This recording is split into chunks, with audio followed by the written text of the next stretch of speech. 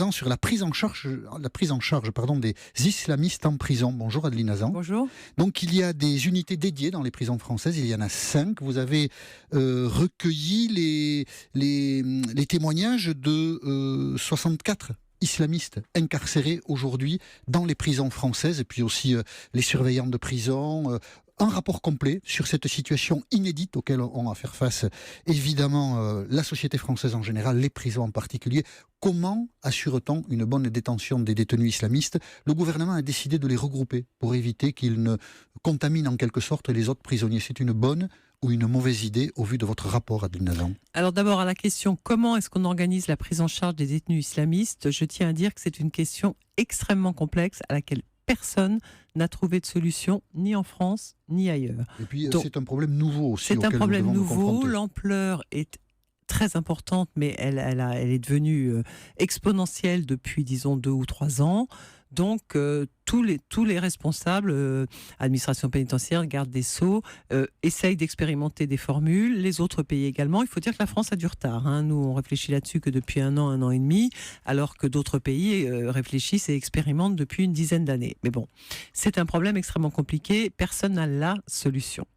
La solution qui a été envisagée en France, elle l'a été à l'issue, juste après les attentats de janvier 2015, et le gouvernement s'est saisi d'une expérimentation qui avait eu lieu de façon assez empirique à Fresnes en octobre 2014, à la discrétion du directeur de la prison de Fresnes, et s'est emparé de cette expérimentation qui pourtant soulevait des critiques à l'époque, pour dire on va la dupliquer, on va faire 5 unités dédiées dans 4 établissements. À l'époque, j'étais allée voir à Fresnes comment ça se passait, oui. Et j'avais dit au pouvoir public, attention, ça ne me semble pas une bonne idée, il y a plus de danger qu'autre chose dans le fait de regrouper justement les détenus absolument radicalisés. Voilà.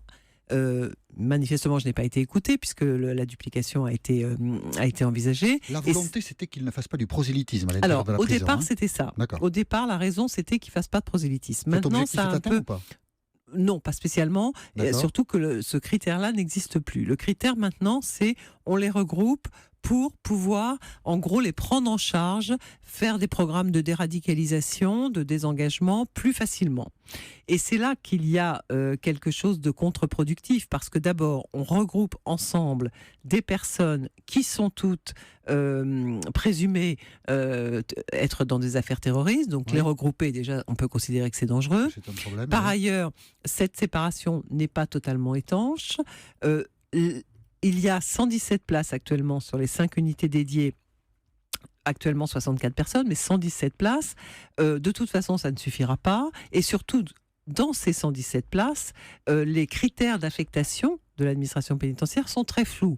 On est allé voir, les contrôleurs sont allés voir, on n'a pas compris pourquoi, par exemple, un tel y était et pas un tel. Et surtout, ce qui pêche dans le système de l'administration pénitentiaire, c'est que ne sont englobées dans ces unités que des personnes qui sont impliquées dans des affaires de terrorisme, mais ne le sont pas celles qui sont de droit commun, c'est-à-dire qui sont incarcérées pour, par exemple, des crimes ou voilà, c'est ça, et qui peuvent être encore plus radicalisées. Donc là, il y a quelque chose qui ne fonctionne pas. Qu'est-ce que vous préconisez ? Alors, moi, je ne suis pas là pour trouver une solution dont je répète qu'elle est extrêmement difficile. Moi, je suis contrôleur général des lieux de privation de liberté.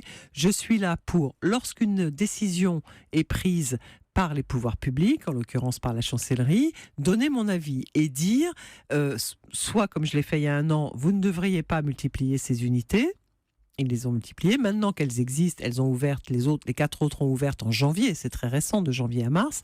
Et là, ma mission, c'est de dire, je vais voir comment ça se fait. Oui. Et surtout, je mets en place je vous signale les dangers. Et ma conclusion à ce rapport, c'est de dire qu'il y a plus d'inconvénients que d'avantages. À les regrouper.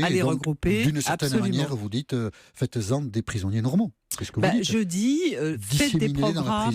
faites des programmes de déradicalisation, ça pourquoi pas, ils sont tout nouveaux, donc on peut difficilement, à part dire qu'ils sont disparates, on peut difficilement porter un jugement, mais en tout cas, je dis, le système que vous mettez en place, de les regrouper selon des critères extrêmement opaques, n'est manifestement pas un bon système, en tout cas, il présente plus de dangers que d'avantages.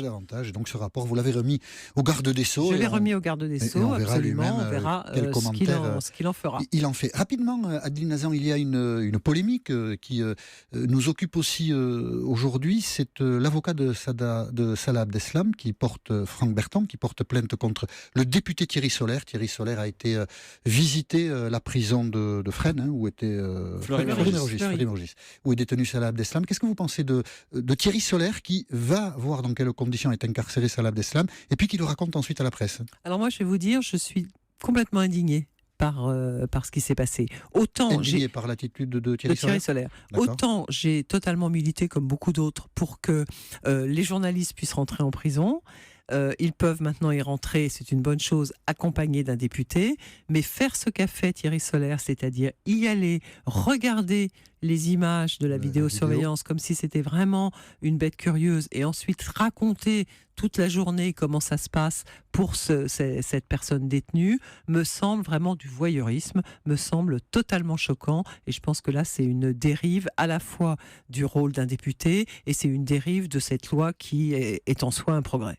Merci Adeline Hazan, vous êtes contrôleur général des lieux de privation de liberté. Vous êtes venu nous parler du rapport que vous avez remis tout à l'heure au garde des Sceaux sur la prise en charge des islamistes en prison. Merci. Merci.